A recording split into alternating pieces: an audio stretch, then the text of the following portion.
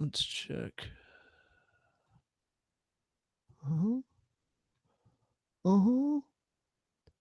3, 2, 1.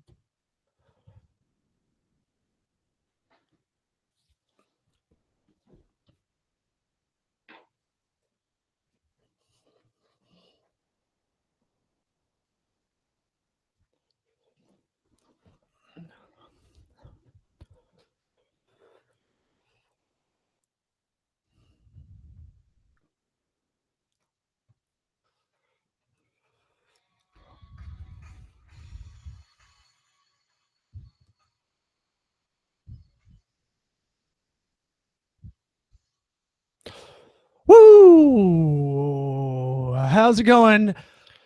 I am Lost Smith. This is the Sweat Equity Podcast. We are doing this last minute on a Monday afternoon because we've both like hit a little bit of a skid as far as planning, booking guests, but that's okay. I like as the Nerdist calls the hostful. Sitting to my left, your right on the dial is the Lion's Purr of Caleb Fuddy. What is happening? And in years past, I'd probably just say, screw it. Let's not do an episode. We're not feeling it. But you got to jack yourself up for things you don't want to do a lot of the times. That's right. Here's one thing you should do. If you like this, go on iTunes, subscribe, rate, review. That's the cheat code to get us up the podcast ladder. That helps us out a lot. A lot of people have been telling me they've been doing it, and that's great. We want to be on that front page one day. I think that's the goal. We got to set goals for this podcast. So that's one of them. The other one is I like constructive criticism. Yeah. Now we love constructive criticism. Now let's talk about what that actually is.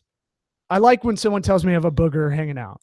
Yeah. Like, that's good. Yeah, that's constructive. You got a bat in the hanger. Take care of that. Yeah. Tissue or no tissue? Whatever's around. Usually a Chipotle napkin in my Jeep. I go bare hand. Oh, okay. You know why? Because it needs to be done right then and there. It can't wait. Because you look like a lumberjack. For those that are watching on YouTube, we'll have this posted up. We need to get the video going. That's another goal we've been talking about. And by all means, constructive criticism, great. I love the people that have been listening to this. And maybe they don't do the comments or email us at Caleb@TocoWorks, TOCOWORKS, or Law@TocoWorks, LAWTOCOWORKS.com. You can hit us up with that, but I have friends text me, hey man, really enjoyed that episode with Cliff. My buddy, comedian and friend of mine, Mike Morris, said, hey man, love what you're doing. It's inspiring, which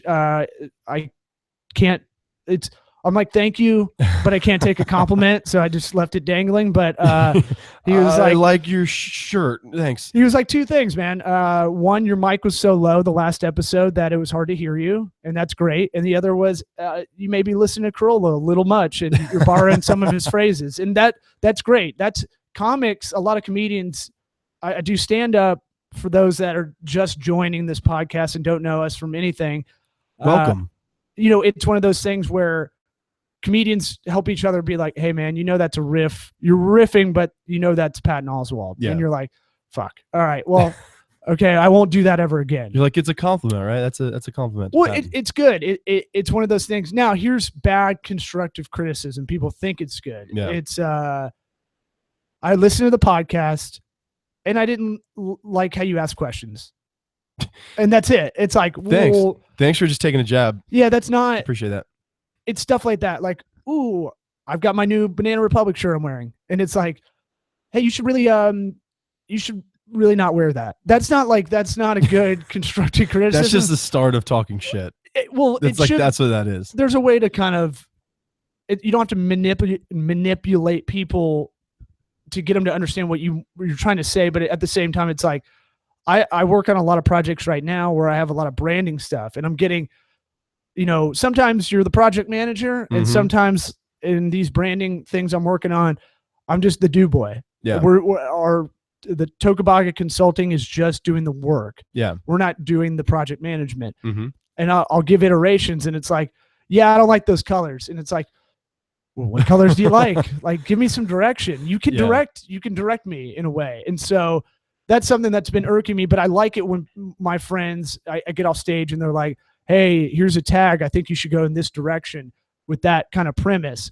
Or someone's listening to this and it's like, hey, I think you should get this guest on there. Yep. Or I think if you guys don't talk over each other, that's something we try to self-police. Yeah. But at the same time, we get lazy. Yeah, absolutely. And so, you might be sitting there and saying, well, what are you guys getting at? Well, what we kind of want to do this episode, and we're going to get into some juicy stuff here as well, and some, business related and kind of some business self-help stuff that we've been keeping an eye on that we want to share with you guys, that if you don't know about already, you will know by the end of the episode. But what we want to do is we want your feedback. We've been getting a lot of feedback, like Law said, from a lot of people listening, some people who aren't friends, some who are friends. But we don't care if we know you or not. We want to get better at this for you guys. And we are, I think, man, we're on episode 27 now. Yeah. I think is right. Yeah. So they call that the Eddie George. Yeah.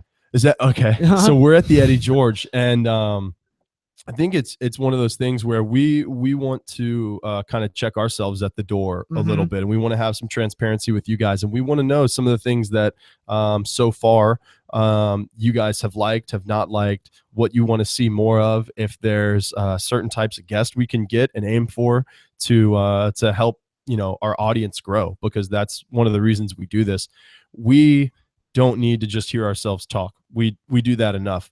We want to try to talk about some things that can help you guys. If there's any topics out there that we don't cover that we should, or that we should have a guest come in who can maybe cover them better than us, let us know about it, because we want to help you guys kind of fill you up on what you're looking for. So that's kind of what the beginning message of this episode is kind of about. And yeah. Yeah. And we wanted to talk about, like, there's a lot of leaders out there and what to follow. And a lot of what I tell a lot of my clients it's not original thoughts in most of the time. Yeah. Because of two reasons. One, I can give original thoughts on strategy and everything, but being 31 and telling people how to run their business on just a gut feeling it's not always applicable. I want to, I'll use data-driven decisions if I can. I'll try a hypothesis. If a lot of marketing is hypothesis testing. It's not 100%. Yeah. You go, hey, I think I can get this many people in your restaurant by doing social media management. But then I don't mean to interrupt you, but the second half of that is, are you working for a client who's going to stay to see if that doesn't work, what adjustments can be made? I think that's a big thing when it comes to a lot of marketing. If you're a small marketing business, or if you're a small business looking to outsource some marketing, you'll have somebody say, here's the plan we've laid out for your company specifically. Yeah. And they say, okay, cool. Go and execute. And really it's all about execution. Well, if what they execute, the results don't come back how you wanted, do they get the chance to correct, to make the adjustment to get the results we were looking for? Right. Or do people just say, hey, we're out, we're going to go another direction? And I think getting that chance to correct it, I look at it from a sports standpoint, obviously.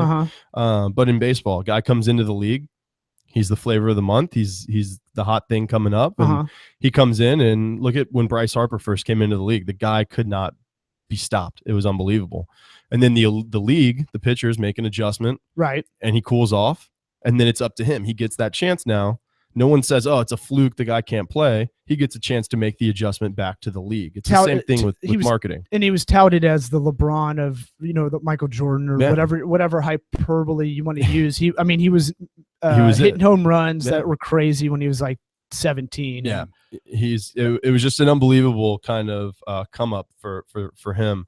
And but that, I say that to kind of get to this point. Yeah. In business, a lot of times I don't see a lot of the smaller agencies that take on marketing projects get those chances, get the chance to, you get your results from what you executed. Yeah. And it's like, man, if that wasn't spot on, then you're gone. Well, there's two. Yeah, you're right. And right. There's two things about that. It's I look at it as internal marketing. Mm-hmm. So even though I'm on retainer with clients, I always try to go, hey, isn't this great? How great I am. Don't you like this new shirt? Right. You bought this. No, I'm saying like you have to keep pushing your value. And it's hard. Absolutely. It's a hard line to go, hey, I'm really awesome. Look at all the stuff I'm doing. Cause you need to keep proving your value. So I used to do this a lot. Like when I worked with a really small air purifier company, I would always go, hey, this is, I would always push, like I had to do our PR and like de facto, because it was so small that it was just like, right, I'll do it. Whatever you need me to do, right? I'll figure it out. Well, it's not even about that. I could just schmooze at these trade shows and talk to. It was a good product, so that's easy. When the product's good, when the service is really good, it's easy to kind of try to get it get it some recognition. People liked it, and my thing was like, hey, I'm going to use that. Remember when I got y'all in Cigar Aficionado? Remember when I got you in Wall Street Journal and I'm not a PR person? Yeah. I wouldn't say it like that, but I try to remind them like, yeah, but there's little, you can nudge at that. Sure. Yeah. Sure. It would more or less be with a third party coming in and they would ask like, what's going on? And it's like, they'd ask how is the business structured? And it'd be like, well, we're a small business. It's mom and pop, but we wear a lot of hats and that's fine. That's the fun of this. And am I a PR person? No, but I got us in Wall Street Journal and I got us in. Is that a true story? Yeah. That's pretty cool. Look up Rabbit Air and you'll see you'll find some articles. That's pretty I think neat. in Dwell too magazine. I got them in like 12 things. I got them on Mark Maron's WTF as well. Really? Got a shout out. Yeah. Wow. Listen to the Jonathan Franklin episode. So interesting. Yeah, that's just cool. That was more of that I'll just figure it out kind of football mentality I had. Right. But at the same time, they needed to know that, look, no one else that they had was going to do that. No one else was going to go out of their way to do that for them. And I went above and beyond what I was supposed to do. The other part of this is, especially in marketing, when you're an agency, is a lot of you will work for people, and this hasn't been my experience, but I know it's always looming, is there's always the client that thinks they don't need you. And so you need to have this clear line of like, well, if they go, we think we got it. Yeah. We'll take it from here after your term's done. Yep. Then, you need to be irreplaceable kind of thing. Yeah. And so there's a fine line between that. A lot of people, like, social media is everybody thinks they know it, but they don't really know it. Well, yeah, I think there's, you can kind of be so good or do such a good job, right, that when the people that aren't really paying attention, they just see the results. They say, cool, well, if law can do that, I can do that. Therefore, we don't need law. Right. And then they dive in and it's kind of, it becomes a mess. And then it ruins some of the things you had set up for a little bit of the growth within the plan. Things can go astray so quickly at that point. Yeah. And you may lose that business. They may seek somebody else instead of going back to you as a pride thing. That happens. I've seen that happen a lot. And so, I think that it gets to that point where you talk about making yourself like irreplaceable or invaluable. You have to almost find a way to not create more work for yourself as in busy work, but you have to push growth sometimes from an outsider's position in the company. Yeah. Right? I mean, this is even if you're doing that day job, you're one of the listeners that's doing that day job. You got your eye on something else, after work or down the line. You want to open a boutique dress store or something like that. Dress store. So many dress stores now. Ladies apparel, whatever it is. I think of any business. You want to run a coffee shop one day and you're stuck in the cubicle and you're listening to this while you're doing VLOOKUPs in Excel right now. Yeah. It's one of those things where, you need to be irreplaceable at that job first.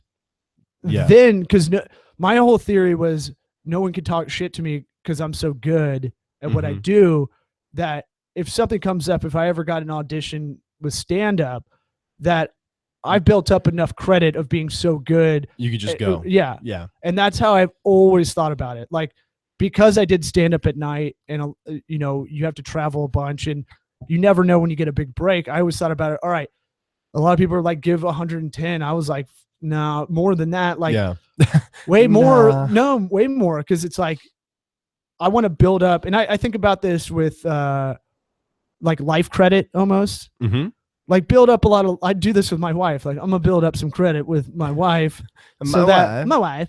But like, I'll be proactive and clean the house or something like that. So you can go play one-handed PBR football there. Yeah, those were the days. Yeah, right. But I'll do that so I can come in the office. Maybe that's how sad it's gotten. To come in the office. I mean, look at this place; it's blank. If you're watching on YouTube, you're like, Jesus, are they in a bunker? What are they doing? What juvenile detention meeting room are they in? Yeah, and so, or it'll even get to like, go ahead and be proactive so I can go, to the gym or something like that. Yeah. And it's going to be that way when we have a kid in 4 months. So my thing is like, I know I'm kind of getting down a windy road with this, but ultimately be irreplaceable with whatever job you're doing. Yeah. And if you have a client agency relationship, be irreplaceable that way. Mm-hmm. Explain what you're doing, but don't give them the formula. Exactly. And if you're at work and you're like, I'm a singer-songwriter at night and I'm an accountant during the day. Yeah. Be the best accountant you can be so that when stuff comes up, they're never going to be like, well, his mind's always in being a musician and it's never in this job. Right. Because most people I know that go, I'm getting through this job, they get fired a lot. Yeah. And that's that's a whole nother thing too, is, you can make a huge impact in your own life by, having a 9-to-5. Yeah. Because having that 9-to-5, you're going to make at least some sort of money. It may not be the money you want, but there's your motivation right there. There's a little bit of your spite right there, enough to get your motor going to start pursuing the things that you're passionate enough about that you maybe can really go make some serious money doing as well. Yeah.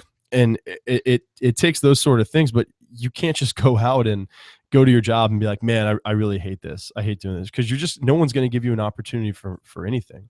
I have a sales gig that I do as my 9-to-5, and then on the weekends and at night I do recruiting videos with the Scouting Block. And if you've listened to the podcast before, and guys, listen out there, selling fleshlights 9-to-5 is really tough. Door to door, you think those things just sell online? They are tough. They don't sell themselves. Yeah, I mean, you gotta really beat down the doors, no pun intended, to sell those fleshlights. So yeah. This episode brought to you by Fleshlight. You're gross. And so it's one of those things where I try to make connections. I try to do my day job. When I'm out there doing that, I try to build leads for my company that I've started. Yeah. By doing that. And I've actually gone in 2 offices, started talking to people, and I found out, oh yeah, your son plays baseball. It's great.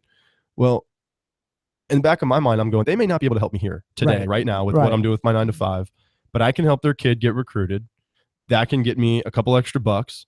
That can also help me build my company. That can also help me build a relationship for my 9-to-5. Yeah. And I've gone that backdoor route using my, essentially, let's call it second job, my company that I built. Actually, no, I don't want to give it that stepchild name of a second job because it's something that I've put a lot more into than that. It is though. I mean, it's a job. It kind of is. Look, my criteria for I mean, this is kind of a job. This is a tertiary job for you. Yeah. And it's one of those things where, do we want to come in all the time? No, but we really like doing it. We're really satisfied by the results. I got a good way to put it, because I felt this way about a lot of things. And there is commitment there, but I think a lot of people can relate to this in one level or the next, some point in their life, where it's one of those things, you're driving to go do it, or you're getting off the couch to go, and you're just kind of dog cussing yourself. But then when you get there, you're like, yeah, this is why I got up off the couch. Like, I enjoy doing this. Yeah. So I think it can be one of those things at times. But so it is a secondary job. But it's got more potential than that. That's what I like. It's not like, no knock on anyone that worked at Coldstone. I never melted all the ice cream in the front freezer. So what's that? I'll just say that. But is that what you have to do? No, but that's what I did. I did work at Coldstone. I did shit. melt all the ice cream in the front like display freezer one day. I didn't get employee of the month. I've never been there, so I don't know. Yeah, man, if we want to turn this into a Coldstone episode, we can. I mean we can. I got things to say. I'm over 200 pounds right now, so I'm feeling it. We may have to do one of these from Coldstone. I'm banned from it, so we can't. But okay. So, but it's getting back to it, it becomes where you can start to work the system a little bit. You've got a 9-to-5, you've got kind of a secondary job, you've got a business you're starting. Start to make your leads and your calls things that you're doing every day at work. Yeah. And go out on that pattern and build your secondary job while you're working your primary job. And that's kind of what I've done with the scouting block. And I've found that it's worked really, really well. I mean, that story of making that sale for the scouting block and then building a relationship for my sales job and kind of going backdoor that way, that's happened on multiple occasions. And I think that if people are just, because a lot of people sit there and they go, man, I don't have the time. I don't have the time to do this on nights and weekends. And we've had the time discussion 1,000 times where you do have the time. It's worth reiterating. It's up to you. If maybe you don't go to sleep at 10, 11, or even 12, maybe you go to bed at 1 or 2 and you find those extra hours to get something done. A lot of times that's not even necessary. Maybe you just don't watch crap TV. You don't binge watch something for an evening. Maybe you don't watch The Family. Yeah. Maybe you start waking up a little earlier. God forbid you're up freaking before 7, or maybe you don't go out drinking. It's a big issue with our age group. Yeah. You're 28, I'm 31. And it's like, I might need to take a break off this completely for about a month because it's like, man, I wish I would have just woke up a couple hours earlier and and you start feeling like crap after a while. And and you got to take care of yourself, all that stuff. Yeah. The health thing's a totally other, it's another topic. So we were talking about that off air before we started. What's going on with you? You're doing a diet, a little bit of efficiency, a little bit of getting married. So it started as like a joke of, I'm going to go on the wedding diet thing. And, but I really just cleaned up my eating and, like 2 weeks in, I was like, man, this is easy. Like, this is great. You came in, you're like, I feel better. Yeah. I feel good. Like, just, it doesn't hurt to wake up. I'm down. I'm not down 25 anymore. I don't know what I'm down now, but I was down 25 pounds up until like last week. And I was explaining to Law before we started the podcast today that I got off the let's call it diet, or I just started eating like whatever I wanted for a few days. And I immediately got sick. It was like the most ridiculous thing. I had allergy attacks, snapped into like a fever, and it lasted like 3 or 4 days. So what would you give up? Let's everybody know what you kind of what was your shift, and then what did you eat to kind of balloon out?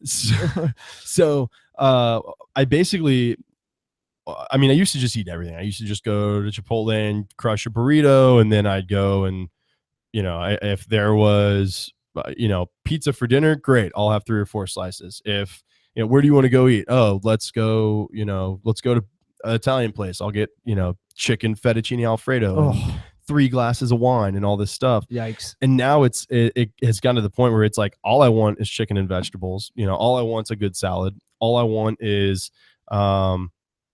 green tea and matcha, which is, if you don't know about matcha, you're just fooling yourself. Look it up. I'm fooling myself. What's matcha? Really? Yeah, I don't know. Matcha is actually, it's green tea, but it's the leaves that are dried out and ground up into a powder. Mm-hmm. Like a serving of matcha has more caffeine than like I hate how the commercial, like a leading cup of coffee. No one knows what the hell a leading cup of coffee is. Okay. I guess we kind of get it, but it has a Keurig cup, K-cup. Yeah. It's just landfill coffee. Yeah. So, but it's got a ton of caffeine. It actually has been around like forever, and it's nicknamed like this. I think it's nicknamed the samurai drink, or like the drink of the samurai. Okay. Because apparently samurais used to take the ground leaves, not snort them or anything, but they just like put them in a drink, and they would drink it before they went into battle, and it would help them with concentration and focus. And I'll be honest, I've been drinking these for a while now, and you've killed like 8 people. It's crazy. It's crazy how much you can get done. but I feel it. It's almost like a mini Adderall boost. Whoa. So yeah, it really is. And I felt it a lot more when I first started drinking them than I do now, but I still feel it. It kind of helps me get zoned in. It gives me a very calm energy where I'm not so, when I have coffee, I usually have 2 or 3 cups a day. Yeah. And that's even on the quote unquote diet. And it's one of those things where like you get the palpitations going, you're like jittery. You can't like, I can't hone in when I'm on that like second or third cup. The first cup's good. The afternoon cup is no bueno for me. With this, I drink a cup of coffee in the morning, and then I drink one of these in the afternoon typically. And I'm good to go from, you don't hit that 2 or 3 o'clock wall where you crash. Yeah. And you're like just begging for a nap, or like 30 minutes, just like close your eyes and zone out. It's more of like, man, I want to keep going and doing stuff. And it's almost see how much you can get done in a day. It's really what it turns into. And sometimes it doesn't wear off in time for bed. So it really kind of messes up your sleep. Now I'm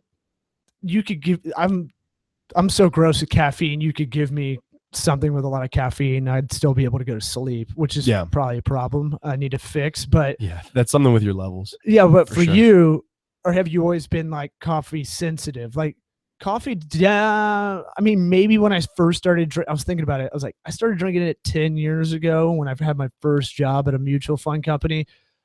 And then within a month, it just wore off. It just became like just routine. And I'm like, that's probably not a good thing. I probably don't need that. Yeah, I think that your body, I'd love to get like a professional advice on it. I think your body does kind of adapt to coffee a little bit. Yeah. And you can build like an immunity to it.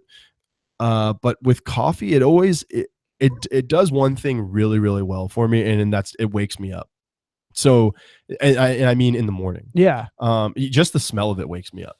And that's kind of good. So I don't know, at that point, I think maybe it's even a mental factor that it's routine as well. I need to have my cup of coffee. Get your morning poop on. Yeah. For me, that's where I started, because it was like, all right, I got to get up like an hour and a half before work so I can have coffee, so I can take a deuce before work starts, because I don't want to be that guy. Yeah. You don't want to have to lift your feet up in the work stall. It was funny. I worked with probably like some of the brightest guys in the mutual fund world. One of my old bosses, who's now kind of a mentor, someone I can call if I get in trouble. He actually wrote my letter of recommendation when I did business school.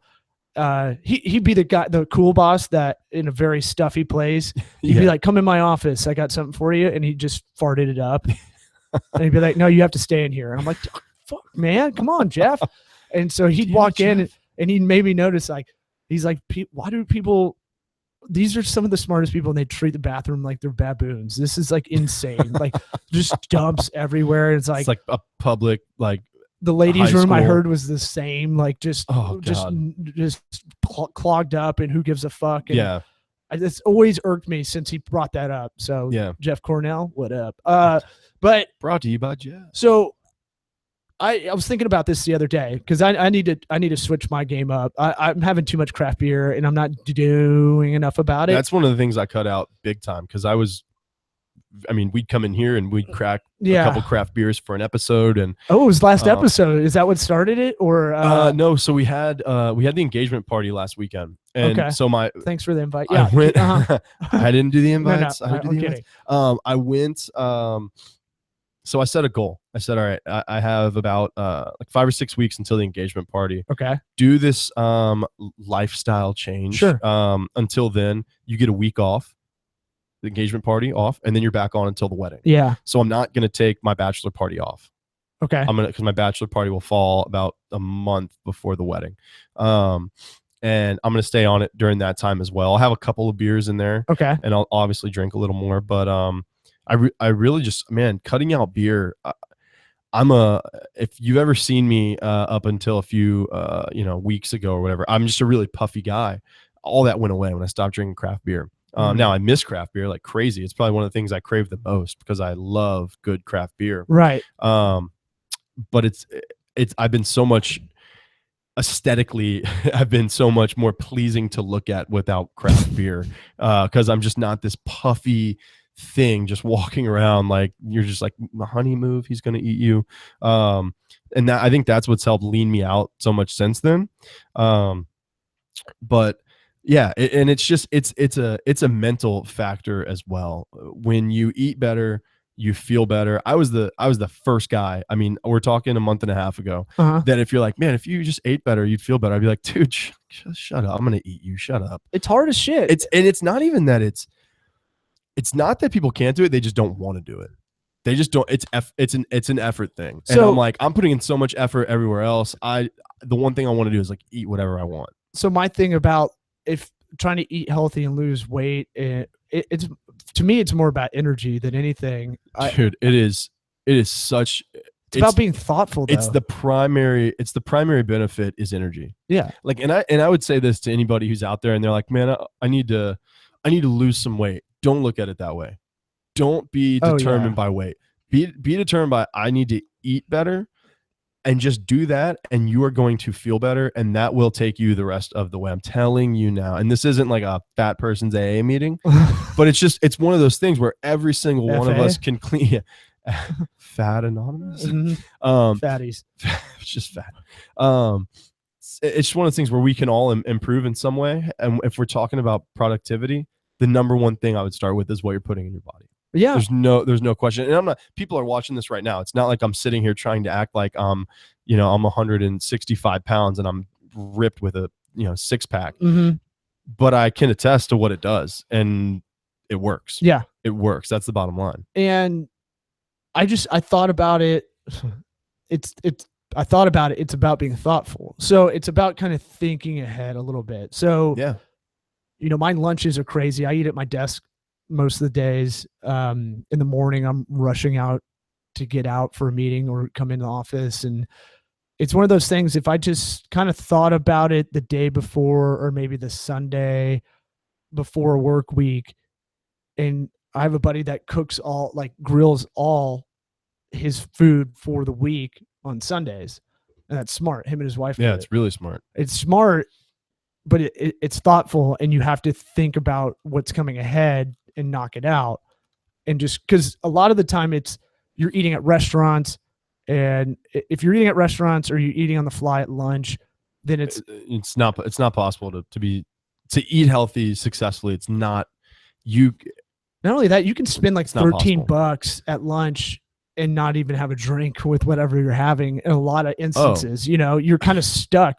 Most people have an hour. Yeah. And it's like, yeah, it's lame to bring a lunch into work. I get it.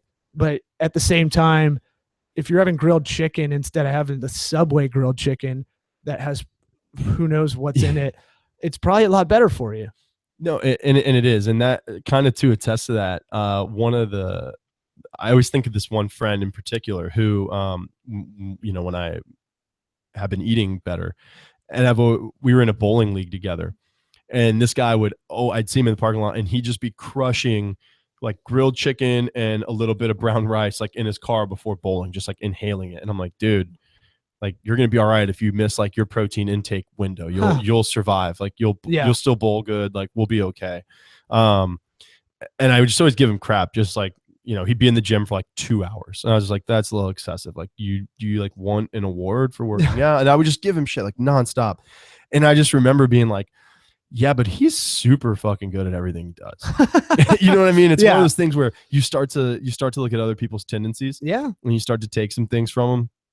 And when I started eating better, I remember just like, kind of reaching out and just being like, like this is kind of why you do some of this stuff, because you have more energy, your brain works better, you want to do more things. And so yeah, kind of like the joke was jokes on me the last 27 3/4 years. So talk about you're in that that you went off the diet, let's say. Yeah. And you feel like crap, and now I almost immediately got sick. Like it was one of those things. And a lot of people listen to this, and you can say start a vaccine riot if you want, or go that route. Okay. Let's not. But I don't think it's just one of those things where there is just so much shit in what we eat. that if you're not eating clean, you're eating a bunch of shit. Right. Even eating chicken and vegetables, you're still ingesting just crap. Right. Of preservatives and all those, those sort of things, and, flavorings and colorings and all that crap. But yeah, we had the engagement party, and I was actually all right during the engagement party. But the few days after that, like, you're hungover the next day. I'm like, bagel, the other half bagel, and we'll throw the other half on top. 2 bagels. I'll get a beer to get out of this hangover. Oh yeah, and we did, and Thai food for dinner again, all this kind of stuff. And a couple days in, I was just like, God, I feel terrible, dude. I was like, I feel awful. Friday came around. Today's Monday for those of you keeping score at home. Friday came around, and I just full blown allergy attack that turned into a fever that lasted, I'm not kidding. And I worked my day job the whole day Friday. And I was just going into offices, and they're just like, do you need a seat? Like, what the fuck? Like, what's wrong with you? And you're like, get the coffee, I'm a closer. Yeah. Like, please get me a cheeseburger. And so I went through this stretch over the weekend where I was like, this is fucking terrible. Yeah. Like, this is seriously terrible. And it just made me so badly want to go back into my routine. Yeah. And be like, now I know, like, or at least I feel like I need this. I'm like kind of dependent on this like healthy, clean eating type thing. And it's not as annoying as people think it is. Like, you look at people like my buddy who I'm like, oh, this jackass is eating like chicken and brown rice again, like in his car. Like, you're like, get over yourself kind of deal. Just try it. I mean, I know people that all they eat is fast food. That's all they eat. Oh, so this will kind of come a little bit into what we talked about at the beginning. Yeah. Become your own marketing hypothesis test, right? You want to be the best person you can be at your job. Yeah. And you want to radiate good, positive energy. Can go a long way. Very long way. Like, if you don't even have to do anything productive. Just be positive, and people will keep you around. Oh, I have people that are, I mean, there's a life hack for you. Well, I have people that I hire that are good at what they do, but I can't be around them because they're a bummer. And it's like, okay, well, go work on that over there. And in your rain cloud, I might not use you again because this next project will be kind of collaborative. We're going to have to spend a lot of time with each other. And I fake it. I have to fake it to myself. Like, come on, let's get fired up. This is fun. And that positive energy will help you in a way. And I know this sounds like marketing douchebagism, but in a way, if you're doing that 9 to 5, you're in an office, and I got called out for this when I was younger at that said mutual fund company. It's like, do you enjoy even like getting up and being here? It's like, no. And I tried to change that around. I was like, okay, what do I like? Oh, okay, I can get into this investing theory kind of stuff, and kind of got excited about that. Kind of faked myself into, hey, let me help you with this other thing after hours. And it got me more into it. And people were like, okay, it seems like you want to, get more involved. And that became a better environment, making it positive. So this whole eating kind of goes from inside out, where let's see that hypothesis. I'll try something for a month. What's today? The 9th. Yeah. I'll do something where I'll eat a lot healthier, and I'll do a report on June 9th. Yeah. Or whatever episode we have right then. And we'll see how it goes. I'll go super healthy and just see. You know what the crazy thing is though, that to me, I'm very like full, almost like extremist when it comes to this kind of stuff. Yeah. I'm like, no, like no cheating, no nothing. And that is so, you're just setting yourself up for failure. Yes. So miserably. Oh, yeah. I found that like when I cheated, I didn't give myself a cheat. I did like a week, and I was like, okay, I feel a lot better, but I need a little Thai food. I need a little, I need some noodles. I need like something. And I couldn't even finish it. Yeah. When I could eat 2, maybe 3 like pad thais before. I mean, it was like insane. So, and it was one of those things, like when I cheat, it'd be like with like one of those like crappy diet ice cream sandwiches. And I would just eat half and be like, I don't even want this anymore. Right. Like, and I wanted to just keep eating good food and keep going and build more and more, that it almost became it was definitely a challenge the whole time, but you almost want to challenge yourself with other things. Yep. And I think like my fiance started to like notice more stuff, or like she'd have to wake me up in the morning to like go like get me to work out. Yeah. And it just became like I'd start waking her up because I'm just like, I'm ready to roll. I'm ready to get to the gym. Yep. I want to knock it out because as soon as I get back from the gym, I walk my dog, and that's like when my day starts. I can start being productive. Yep. I can start going to, you know, doing stuff for work, making money, doing all this kind of stuff. It's just by getting all that out of the way. Yeah. And it felt so great to be like, it's 7 a.m. I've done 2.5 hours worth of stuff. You know, yeah, and it's a great feeling. Once you get on that, like, it's a shitty first week, and then you get on that routine. It's awesome. It's and it lets it really is good. I'm thinking a similar route as well. Get up earlier, you know, let your brain breathe by doing some exercise, and that gets me in the mode to kind of pick up the whole day.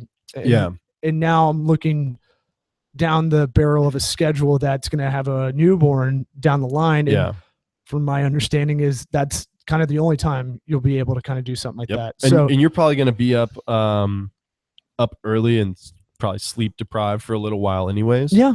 So you may as well do something productive while you're up. You know? Yeah. I already sleep like shit. And part of it's probably because I'm not getting good discipline of healthy eating mixed with boozing, mixed with, you know, working too late, not having a disciplined schedule. But now this turned into like 40 minutes without us. I was trying to pay attention to it. I guess, what's the real advice? Because we had more to talk about, but I think this is kind of a good stopping point where, you know, what's the good advice? What's your practical advice for people about this? I want, and we've talked about it in previous episodes, but I want to challenge people. You know, I think that we, and it goes back to, you know, kind of why we get up and do the podcast. We want to do the podcast for them. We want to do the podcast. We want to talk about things that you guys want to hear about. We want to bring people in here that you guys are interested to hear from. So, you know, give us some help, give us a little, you know, constructive criticism like we talked about. Yeah. That's our challenge to you guys, is to almost challenge us. But also find something that you are deathly afraid to change in your routine for the better, that you're just like, that sounds terrible. Waking up at 5 a.m. to go work out. Yeah. Or let's say this, wake up at 5:30 to go work out at 5. Yeah. Because that's like a lot of times, you know, the schedule Gabby and I were on for a little bit, and it's my fiance. And but find one of those things and make yourself do it for a week, and turn that into 2 weeks and 3 weeks and a month, and just challenge yourself and make sure, I mean, it's got to be something that you're going to benefit from. Don't be like, I'm going to play Call of Duty every day for a month. Well, because you're fucking dork if you play that. But yeah, because it's just that's a whole waste of life right there. But yeah, sure. I just want one game. I haven't played in like 3 years. I just want one game. But find something to challenge yourself with, and if you need help, we'll help challenge you. Email us, comment. Someone's texting me right now telling me to play the guitar in the back. That's a challenge you don't want, buddy. You do not want that challenge. We can close out on that. You got anything? Oh man, I got so much, but it's not on the guitar. I'll tell you that. It's all Bob Seger. It's all Bob Seger covers. Damn Bob Seger. I know how you love Bob Seger so much. So yeah, I don't want to make it corny, but I want to somehow with some of our listeners start like a challenge accountability type thing that can help them in either their personal or their business lives. And I think health and what you eat does both of those. It tackles both of those types of things. Yeah.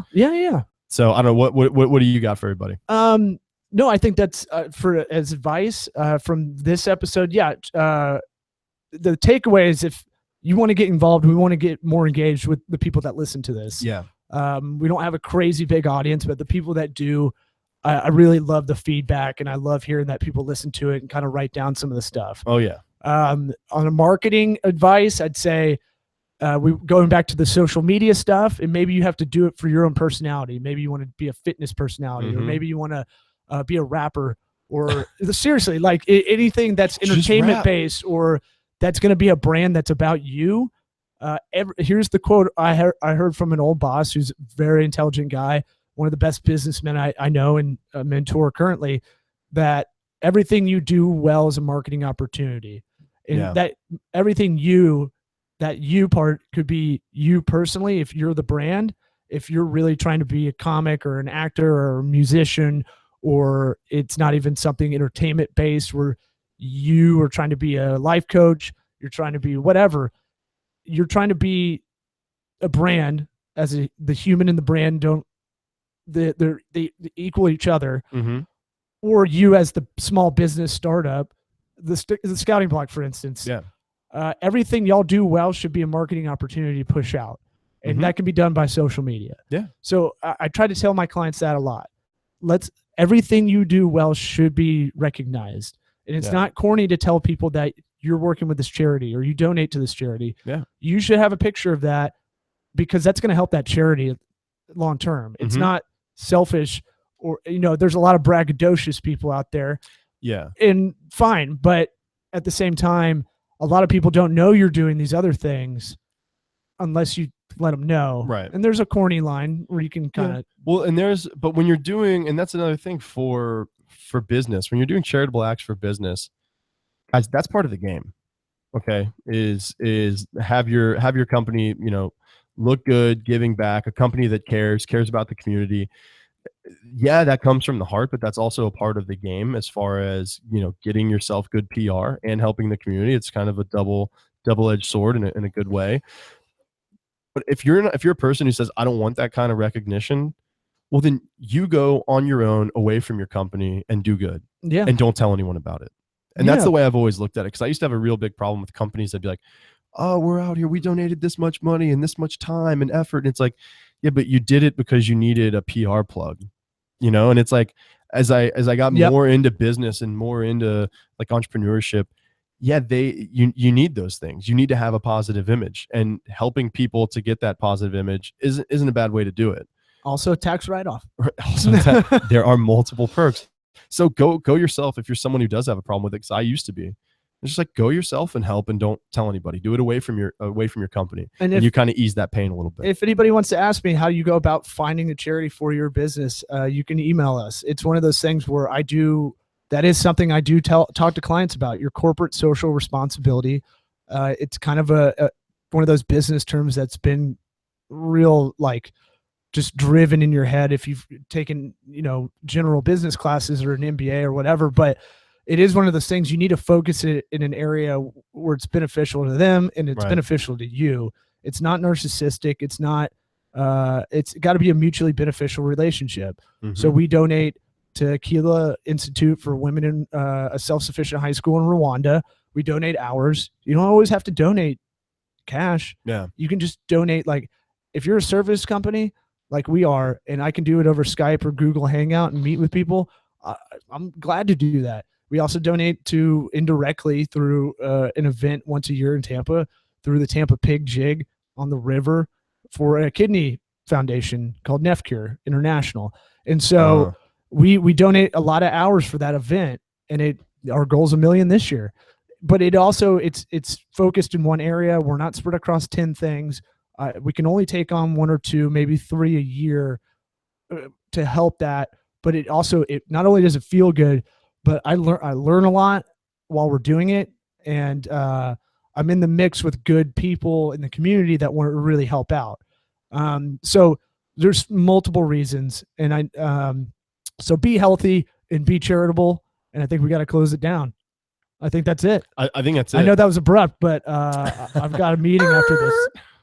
See y'all later. Make sure to subscribe. Just tell a friend. Tell your friend. Don't even subscribe. Yeah. If you don't listen to 3 episodes in a row, iTunes will just unsubscribe you or stop downloading the episodes. Yeah. So I don't know if you've noticed that, but if you like this, just send it to a friend. Hey, these are 2 guys that are doing this in what looks like a bunker, or some kind of bottle episode of Breaking Bad. But tell a friend that has that eye. The ones that are in the cubicle and accounts receivable, and they're like, I really want to open that coffee shop that does that cold brew stuff. This acidity.